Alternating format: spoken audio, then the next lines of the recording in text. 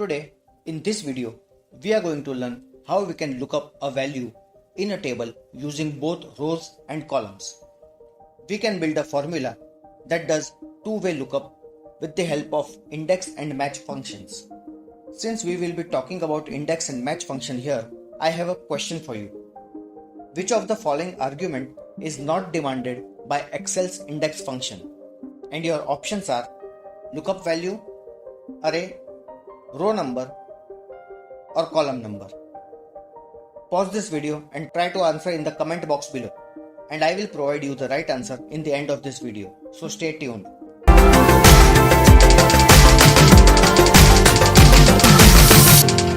Hi, I am your tutor and welcome to my channel Learn in 5 minutes. So let's start.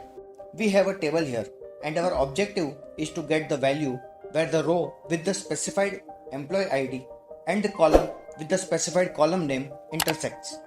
Both our employee ID and column name are variable, and our value should change when either of the input data is changed. First, let us use index function, and with the help of index function, we will get the desired value. After that, we will inject match function in it to make our formula dynamic. Equal to index open parenthesis. As array, we will select our entire table including headers.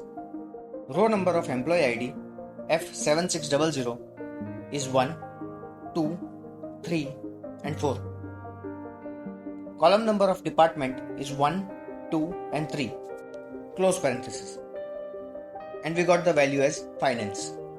I won't be explaining much about index function here. If you want to know more about this function, then I have a separate dedicated video on the same.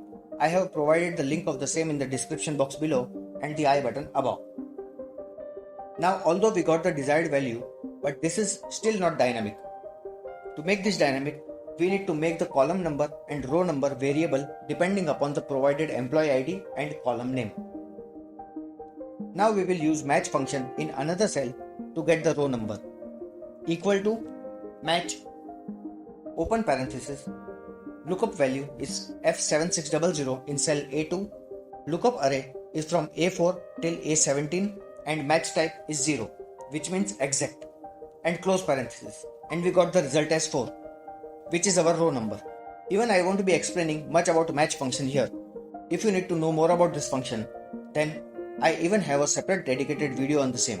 I have provided the link of the same in the description box below and the I button above.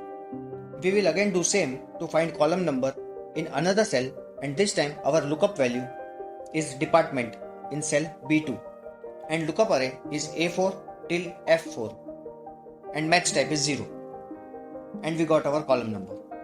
Now we simply need to replace our row number 4 in index function with our match function, which got us row number, and similarly we need to replace the column number 3 with our match function, which got us column number. And we are done. Now our value changes whenever we change the employee ID or column header. I hope you got a hang on how to use the combination of index match function to fetch a value from table. Now let us jump to the question.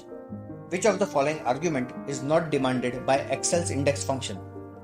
And option B, array, is incorrect. The correct option is A, lookup value, is not demanded by index function. So that's all in this video. If you found this video useful, please like and share with your friends. And if you have not subscribed to this channel, do it right now and press the bell icon besides the subscribe button so that you don't miss on any new videos that I upload. Thanks for watching.